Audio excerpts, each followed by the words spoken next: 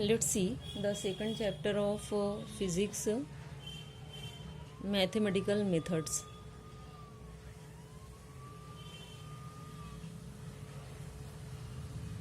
Mathematical methods. Last chapter में हम लोग फिजिकल क्वांटिटी पढ़ चुके हैं। What is a physical quantity? A quantity which can be measured is called a physical quantity. ऐसी quantity जिसको हम मेज़र कर सकते हैं, जिसकी पैमाइश कर सकते हैं, फिजिकल क्वांटिटी कहलाती है। फिजिकल क्वांटिटी के डिविजन्स भी हम लोग देख चुके हैं। एक टाइप का डिवीजन है fundamental physical quantity and derived physical quantity. Second type का जो डिवीजन है फिजिकल क्वांटिटी का, that is scalar physical quantity and vector physical quantity. Scalar physical quantity ऐसी क्वांटिटी होती है जिसको कम्प्लीटली डिस्क्राइब करने के लिए सिर्फ मैग्नीट्यूड की ज़रूरत होती है। A quantity which can be completely described by magnitude alone is called scalar physical quantity. और वेक्टर क्वांटिटी ऐसी फिजिकल क्वांटिटी होती है जिसको डिस्क्रिप्शन के लिए मैग्नीट्यूड और डायरेक्शन दोनों की ज़रूरत होती है। A quantity which can be described completely by magnitude as well as direction is called a vector quantity. For example, if a person has started its motion from point A, if we know the time for which this person has traveled, the speed with which the person has traveled, then we can find the distance covered by the person.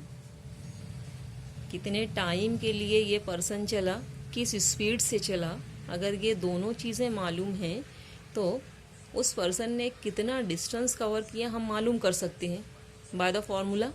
कौन सा formula use करोगे? Speed का। Speed का formula क्या है? Distance covered per unit time. यहाँ से distance की वैल्यू हो जाएगी स्पीड इनटू टाइम। स्पीड मालूम है, टाइम मालूम है, दोनों की वैल्यूज पुट करोगे तो इस पर्सन ने कितना डिस्टेंस कवर किया वो मालूम हो जाएगा। लेकिन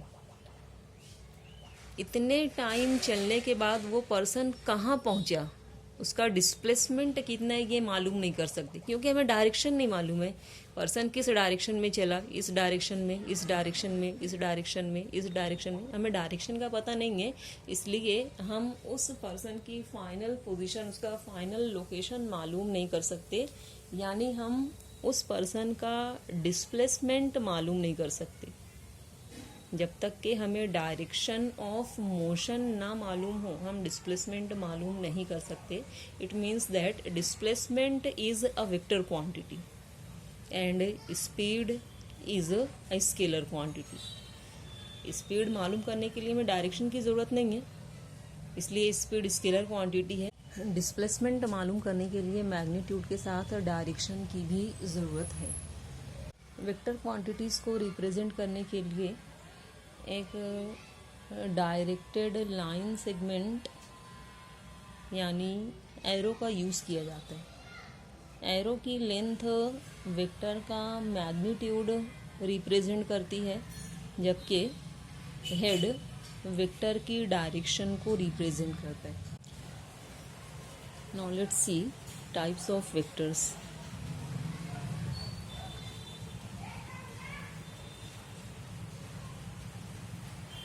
First type is zero vector और null vector। ऐसा वेक्टर जिसका मैग्नीट्यूड ज़ीरो हो। A vector whose magnitude is zero is called a zero vector और null vector। डायरेक्शन कोई भी हो सकती है। Zero vector has arbitrary direction. So a vector having zero magnitude is called zero vector और null vector। For example, अगर कोई particle stationery है तो उसकी वेलोसिटी कितनी होगी? स्टेशनरी पार्टिकल की वेलोसिटी ज़ीरो होगी and velocity is a vector quantity. So the velocity vector of a stationary particle is a zero vector or a null vector. Or if a particle is moving with a uniform velocity, velocity अगर constant है तो acceleration कितना होगा particle का? Zero. Acceleration क्या होता है? Rate of change of velocity.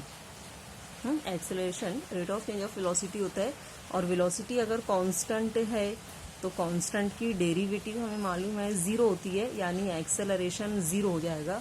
So acceleration vector of a particle moving with uniform velocity is the example of zero vector. Second type of vector is equal vector.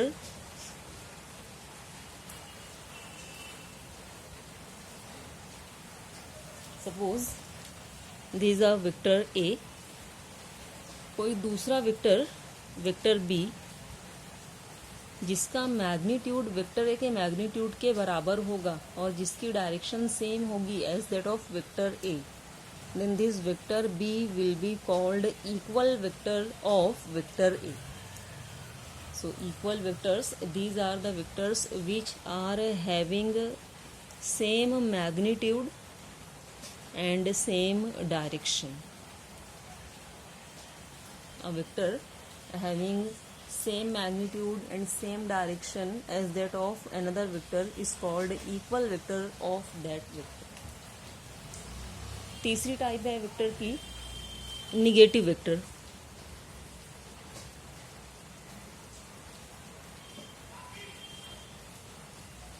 Suppose this is a vector A and this is vector B.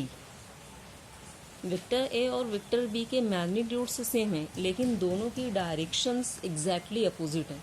Then we will say these two vectors are negative vectors of each other और vector B is negative of vector A. यानी negative vector ऐसे vectors होंगे जिनका magnitude same होगा लेकिन direction कैसी होगी? Exactly opposite. Vectors having same magnitude but opposite directions are called negative vectors of each other. Fourth type है vector की unit vector.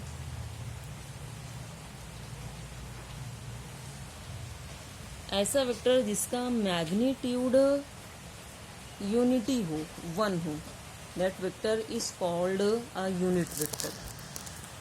For example this is a vector A. Then unit vector in the direction of this vector A bar is denoted by small case letter with a cap above it. So A cap, it is read as A cap. So A cap is a unit vector in the direction of vector A. और unit vector हम मालूम कर सकते हैं किसी भी vector की direction में by dividing that vector with its magnitude. अगर किसी वेक्टर को उस वेक्टर के मैग्नीट्यूड से डिवाइड किया जाए. वेक्टर ए का मैग्नीट्यूड कैसे लिखा जाएगा? दो वर्टिकल पैरेलल लाइंस के बीच में. It is read as mod A. ये सिर्फ मैग्नीट्यूड को रिप्रेजेंट करते हैं. तो वेक्टर को अगर उसके मैग्नीट्यूड से डिवाइड किया जाए तो उस वेक्टर की डायरेक्शन में हमें यूनिट वेक्टर मिलेगा जिसका मैग्नीट्यूड कितना होगा? 1. नेक्स्ट टाइप इज वेक्टर की number 5 position vector.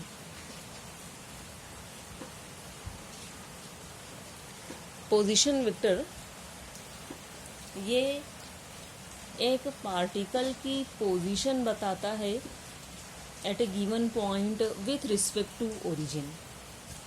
For example अगर XY प्लेन में कोई पार्टिकल प्रेजेंट है at this point P in the XY plane, this is the origin. So the vector drawn from origin to the position of this particle is called position vector.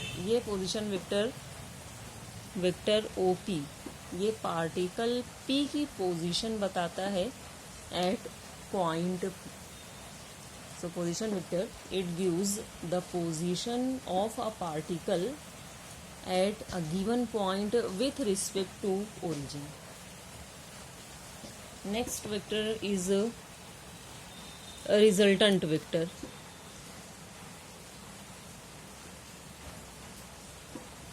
Suppose एक block है, इस block के ऊपर इस direction में 2 Newton का force apply किया जा रहा है and in this direction a force of 5 Newton is applied. किस डायरेक्शन में ये ब्लॉक मूव होगा और उसके ऊपर नेट फोर्स कितना लगेगा? 5 - 2. दोनों फोर्स वेक्टर्स अपोजिट डायरेक्शन में, इसलिए इस ब्लॉक के ऊपर जो टोटल या नेट फोर्स लगेगा that will be 3 newton. Then this vector is called resultant of these 2 vectors, और रिजल्टेंट वेक्टर को डिनोट किया जाता है by R bar. Suppose this vector A, this is force vector B. तो R bar इन 2 vectors का resultant है, यानी वेक्टर आर इसका इफेक्ट वही होगा जो इन दोनों वेक्टर्स का कंबाइंड इफेक्ट होगा. So we can say resultant of 2 vectors is a single vector which produces the same effect as produced by the 2 vectors. ये दोनों वेक्टर्स मिलकर जो इफेक्ट प्रोड्यूस करेंगे that effect is produced by this single vector and this vector is called resultant vector. तो resultant vector की definition क्या हो जाएगी? Resultant vector of 2 vectors is a single vector which produces the same effect as is produced by the 2 vectors. These are different types of vectors. Now let's see vector operations.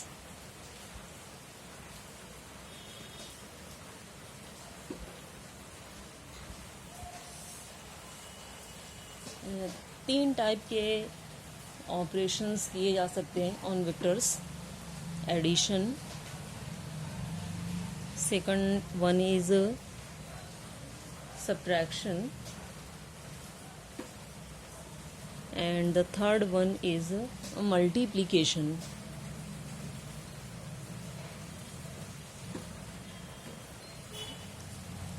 Vectors को हम add कर सकते हैं, subtract कर सकते हैं, multiply कर सकते हैं. We will see first addition and subtraction. Later on we will see multiplication. So in order to add or subtract, basically we will see 3 cases. पहला केस ये है कि अगर 2 वेक्टर्स के बीच का एंगल 0 डिग्री होगा, यानी 2 वेक्टर्स पैरेलल होंगे, तो न्यूमेरिकली हमें दोनों के मैग्नीट्यूड्स को ऐड करना होगा. दोनों वेक्टर्स का जो रिजल्टेंट वेक्टर होगा ये दोनों वेक्टर्स के मैग्नीट्यूड्स के एडिशन के बराबर होगा. फॉर एग्जांपल दिस वेक्टर ए जिसका मैग्नीट्यूड 5 न्यूटन है in this direction. This vector B same direction में है लेकिन इसका मैग्नीट्यूड सपोज 2 न्यूटन है. तो इन दोनों वेक्टर्स का जो रिजल्टेंट है, इन दोनों वेक्टर्स का जो एडिशन होगा R bar which will be equal to A bar plus B bar, कितना हो जाएगा? दोनों वेक्टर्स का रिजल्टेंट दोनों के मैग्नीट्यूड्स की जमा के बराबर, यानी रिजल्टेंट का मैग्नीट्यूड हो जाएगा 5 + 2 that is 7 newton. This will be the resultant of these 2 vectors A bar plus B bar, और इसका मैग्नीट्यूड होगा 7 न्यूटन. डायरेक्शन सेम होगी as the direction of the 2 vectors. दोनों वेक्टर्स जिस डायरेक्शन में है रिजल्टेंट की डायरेक्शन भी वही होगी. So if both the vectors are parallel to each other, अगर दोनों के बीच का एंगल 0 डिग्री है तो रिजल्टेंट का मैग्नीट्यूड दोनों वेक्टर्स के मैग्नीट्यूड्स की जमा के बराबर होगा और डायरेक्शन वही होगी जो दोनों वेक्टर्स की. दूसरा केस क्या हो सकता है? अगर दोनों वेक्टर्स के बीच का एंगल 180 डिग्री होगा, यानी दोनों वेक्टर्स अगर एंटी पैरेलल हैं, suppose this the vector A bar जिसका मैग्नीट्यूड 5 न्यूटन है and this the second vector B जिसका मैग्नीट्यूड 2 न्यूटन है। तो ऐसे दो एंटी पैरेलल वेक्टर्स का जो रिजल्टेंट होगा, इस रिजल्टेंट का मैग्नीट्यूड कैसे मालूम करेंगे? न्यूमेरिकली दोनों वेक्टर्स के मैग्नीट्यूड्स को सब्ट्रैक्ट करके। डायरेक्शन क्या होगी रिजल्टेंट की? Same as that of the vector having larger magnitude. Resultant का मैग्नीट्यूड दोनों वेक्टर्स के मैग्नीट्यूड्स के डिफरेंस के बराबर होगा, सब्ट्रैक्शन करके मैग्नीट्यूड मिल जाएगा। और रिजल्टेंट की डायरेक्शन क्या होगी? वो जो बड़े वेक्टर की डायरेक्शन है, वो वेक्टर जिसका मैग्नीट्यूड ज़्यादा है, उस वेक्टर की डायरेक्शन में रिजल्टेंट डायरेक्ट करेगा। So the direction of the resultant vector will be same as that of A bar. A bar का मैग्नीट्यूड ज़्यादा है, इसलिए रिजल्टेंट की डायरेक्शन ए बार के पैरेलल होगी। मैग्नीट्यूड कितना होगा? दोनों के मैग्नीट्यूड्स के डिफरेंस के बराबर 5 - 2 that is 3 Newton. so this will be the resultant of a bar and b bar। अगर दो वेक्टर्स के बीच का एंगल 0 और 180 डिग्रीज के बीच में होगा, if theta is less than 180 degree greater than 0 degree, तब किस तरीके से हम रिजल्टेंट मालूम करेंगे, किस तरीके से वेक्टर्स को ऐड करेंगे? इसके लिए फिर लॉज यूज़ किए जाते हैं of vector addition. Vector addition के दो लॉज हैं।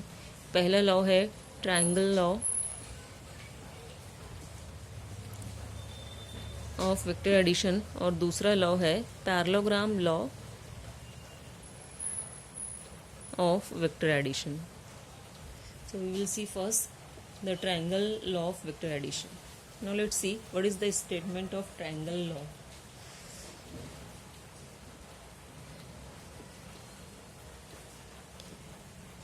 सपोज दो वेक्टर्स हैं, this is vector A bar, this is the second vector B. Vectors के रिप्रेजेंटेशन में हमने देखा था कि वेक्टर जहाँ से स्टार्ट हो रहा है, डिस्प्लेसमेंट वेक्टर की एग्जांपल में हमने देखा था, अगर कोई पार्टिकल डिस्प्लेस हो रहा है from point P two point Q, तो इसको रिप्रेजेंट किया जाता है by vector P Q. This point P is called tail of the vector or it is the starting point of the vectors। ये starting point या vector की tail कहलाता है and this called arrow, it is called head of the vector or end point of the vector। So this is the tail of the vector or starting point of the vector, arrow, it is called head of the vector or end point of the vector। यहाँ पर vector खत्म हो रहा है और यहाँ पर tell है, वहाँ से वेक्टर स्टार्ट हो रहा है। So this is starting point और tail, this is end point यहाँ पर ख़त्म हो रहा है और हेड। तो अगर दो वेक्टर्स इस तरीके से हैं कि पहला वेक्टर जहाँ पर एंड हो रहा है, यहाँ पर पहले वेक्टर का हेड है, वहाँ से दूसरा वेक्टर स्टार्ट हो रहा है, वहाँ पर दूसरे वेक्टर की टेल है। कैसे? वेक्टर ए के हेड पर वेक्टर बी की टेल है। अगर दो वेक्टर्स इस तरीके से हैं, then we will see these two vectors are forming two sides of an incomplete triangle। अगर हम तीसरी साइड ड्रॉ करेंगे तो ट्रायंगल कंप्लीट हो जाएगा। यानी ये दो वेक्टर्स एक इनकम्प्लीट ट्रायंगल की दो साइड्स बना रहे हैं। And if they are such that the tail of second vector is at the head of the first vector, तो वेक्टर्स को हम कहेंगे vectors taken in order। if these two vectors which are taken in order are making two sides of an incomplete triangle, तो इस triangle की third side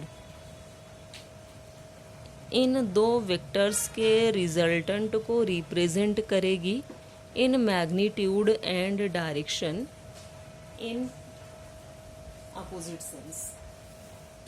यानी resultant का starting point कहाँ पर होगा, पहले वेक्टर के स्टार्टिंग पॉइंट पर।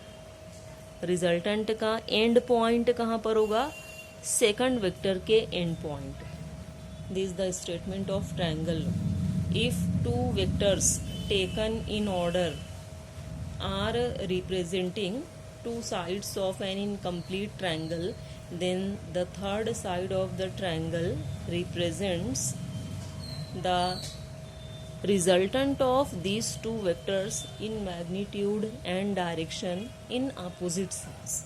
ये ट्रायंगल लॉ की स्टेटमेंट। ट्रायंगल लॉ की स्टेटमेंट इसको हम यूज कर सकते हैं वेक्टर एडिशन की प्रॉपर्टीज़ को शो करने के लिए, प्रूफ करने के लिए। वेक्टर एडिशन की प्रॉपर्टीज़ क्या हैं, क्या कैरेक्टरिस्टिक्स हैं, खुसूसियात क्या हैं। पहली प्रॉपर्टी है वेक्टर एडिशन की commutative law. Commutative law of vector addition क्या बोलते हैं, अगर दो वेक्टर्स वेक्टर पी और वेक्टर क्यू हैं तो कम्यूटेटिव लॉ के मुताबिक vector P plus vector Q it will be equal to vector Q plus vector. यानी वेक्टर एडिशन में हम वेक्टर्स के ऑर्डर्स को चेंज कर सकते हैं। अगर पहला वेक्टर लिखेंगे हम वेक्टर एडिशन में vector P plus vector Q, तो ये ऑर्डर हम चेंज करके अगर लिखेंगे तो एडिशन सेम मिलेगा as that of the first. Vector P plus vector Q it will be equal to vector Q plus vector. कैसे शो करेंगे इसको, suppose this is vector p and this is a vector q। Triangle law के मुताबिक इन दोनों का resultant होगा vector r। Triangle law apply करेंगे, पहला वेक्टर ये दूसरा वेक्टर है, this vectors are taken in order. Second vector vector q का टेल कहाँ पर है, वेक्टर p के हेड पर है, इसलिए रिजल्टेंट जो स्टार्ट हो रहा है पहले वेक्टर के स्टार्टिंग पॉइंट से और एंड होगा सेकंड वेक्टर के एंड पॉइंट पर, ये दोनों वेक्टर्स के रिजल्टेंट को रिप्रेजेंट करेगा। That is R bar it will be equal to P bar plus Q bar. Vector Q को हम मूव करेंगे पैरेलल टू इटसेल्फ, कोई फर्क नहीं पड़ेगा, मैग्नीट्यूड के ऊपर भी नहीं, डायरेक्शन भी चेंज नहीं होगी, हम पैरेलल मूव कर रहे हैं। वेक्टर क्यू को इसके पैरेलल ही हमें मूव करके सिर्फ वो डिस्प्लेस कर रहे हैं, तो ना तो मैग्नीट्यूड चेंज हो रहा है ना डायरेक्शन चेंज हो रही है। So we can move a vector parallel to itself, it does not change the vector. ये वेक्टर को चेंज नहीं करेगा, सिर्फ उसकी पोजीशन बदल रही है, उसका डिस्प्लेसमेंट हो रहा है। वेक्टर पी को भी इसके पैरेलल मूव करके यहाँ पर लाएंगे, दिस द वेक्टर पी। अब यहाँ पर पहला वेक्टर हो जाएगा वेक्टर क्यू और सेकंड वेक्टर हो जाएगा वेक्टर पी। सेकंड वेक्टर का टेल कहाँ पर है, पहले वेक्टर के हेड पर है। जहाँ पर पहला वेक्टर खत्म हो रहा है वहाँ से दूसरा वेक्टर स्टार्ट हो रहा है, इसलिए इन दोनों वेक्टर्स का रिजल्टेंट क्या होगा, इट विल बी आर बार।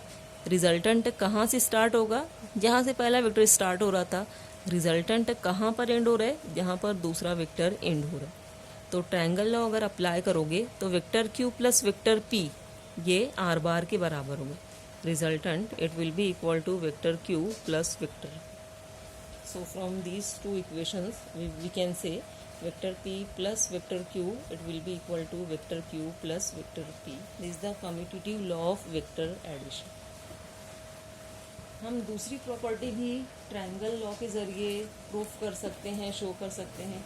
दूसरी प्रॉपर्टी है वेक्टर एडिशन की एसोसिएटिव लॉ।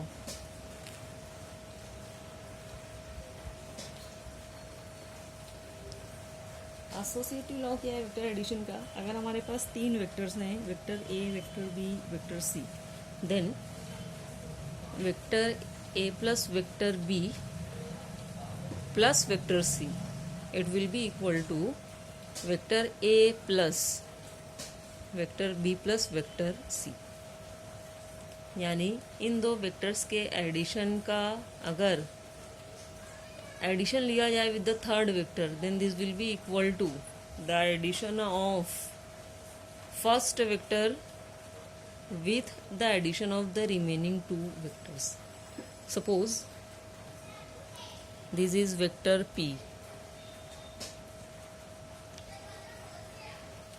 इसको हम डिनोट करेंगे OA से। ये दूसरा वेक्टर है, वेक्टर Q, इसको हम डिनोट करेंगे AB से। ये तीसरा वेक्टर है, वेक्टर R, इसको हम डिनोट करेंगे पॉइंट C से। नोटेशंस हम चेंज कर सकते हैं, चूँकि हम R बार को रिजल्टेंट के लिए यूज़ करते हैं, इसलिए हम तीनों वेक्टर्स का नाम बदल देते हैं। सपोज ये वेक्टर A है, this is vector A bar, OP से इसको रिप्रेजेंट करेंगे। ये दूसरा वेक्टर है B बार, इसको रिप्रेजेंट करेंगे PQ से। ये तीसरा वेक्टर है C बार, इसको हम डिनोट करेंगे QR से। और ये रिजल्टेंट है R बार। अगर ये दो वेक्टर्स हम कंसिडर करें, vector A, vector B, vector A जहाँ पर ख़त्म हो रहे हैं वहाँ से दूसरा वेक्टर, वेक्टर B स्टार्ट हो रहा है, यानी ये दोनों वेक्टर्स, वेक्टर A और वेक्टर B, A बार और B बार, एक इनकम्प्लीट ट्रायंगल की दो साइड्स बना रहे हैं। इसलिए इन दोनों का जो रिजल्टेंट होगा ये ट्रायंगल की थर्ड साइड के ज़रिए रिप्रेजेंट किया जाएगा in magnitude and direction. Direction क्या होगी? वेक्टर्स, रिजल्टेंट वेक्टर को कैसे ड्रॉ करोगे? रिजल्टेंट वेक्टर का जो स्टार्टिंग पॉइंट है कहाँ पर होगा? पहले वेक्टर के स्टार्टिंग पॉइंट पर। रिजल्टेंट वेक्टर का एंड पॉइंट कहाँ पर खत्म होगा? जहाँ पर दूसरा वेक्टर इस वेक्टर एडिशन में खत्म होगा। So this will be the resultant of this two vectors, that is it will B A bar plus B बार। ये A बार प्लस B बार के बराबर होगा।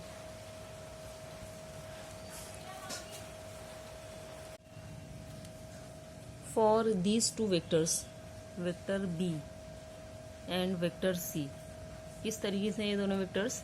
वेक्टर B पहला वेक्टर है, जहाँ पर ये पहला वेक्टर खत्म हो रहा है वहाँ से दूसरा वेक्टर, वेक्टर C स्टार्ट हो रहा है। So these two vectors taken in order are making two sides of an incomplete triangle. इन दोनों वेक्टर्स के लिए ट्रायंगल लॉ अप्लाई करेंगे। ट्रायंगल लॉ के मुताबिक चूँकि ये दो वेक्टर्स दो साइड्स बना रहे हैं इनकम्प्लीट ट्रायंगल की, इसलिए ट्रायंगल की थर्ड साइड इन दोनों वेक्टर्स के रिजल्टेंट को रिप्रेजेंट करेगी। डायरेक्शन क्या होगी? मैग्नीट्यूड और direction, magnitude will be the vector sum of the magnitudes of this two vectors, vector B plus vector C होगा। डायरेक्शन क्या होगी? Resultant vector, vector B plus vector C, ये start होगा पहले वेक्टर यानी वेक्टर B के starting point से। कहाँ पर ये एंड होगा, कहाँ पर खत्म होगा? जहाँ पर दूसरा वेक्टर, वेक्टर C एंड हो रहा है। So vector B plus vector C triangle law के मुताबिक रिजल्टेंट है किसका?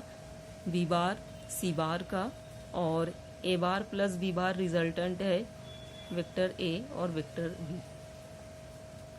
Now we will consider these two vectors triangle OPR में। इन ट्रायंगल OPR, इस ट्रायंगल में हम फिर से वेक्टर लॉ ट्रायंगल का अप्लाई करेंगे। पहला वेक्टर है A बार, दूसरा वेक्टर है B बार प्लस C बार। पहला वेक्टर जहाँ पर एंड हो रहा है वहाँ से दूसरा वेक्टर B बार प्लस C बार स्टार्ट हो रहा है। तो ये दो वेक्टर्स दो साइड्स बना रहे हैं इनकम्प्लीट ट्रायंगल की। ट्रायंगल लॉ के मुताबिक ट्रायंगल की तीसरी साइड इन दोनों वेक्टर्स के रिजल्टेंट को रिप्रेजेंट करेगी इन मैग्नीट्यूड एंड डायरेक्शन। इन दो वेक्टर्स का रिजल्टेंट होगा R बार। R बार की वैल्यू क्या हो जाएगी? Resultant of these two vectors R बार, पहला वेक्टर क्या है? A बार प्लस दूसरा वेक्टर क्या है? B bar plus C bar. So A बार और B बार प्लस C बार, इन दोनों का रिजल्टेंट है R bar. In triangle PQR, अब इस ट्रायंगल में हम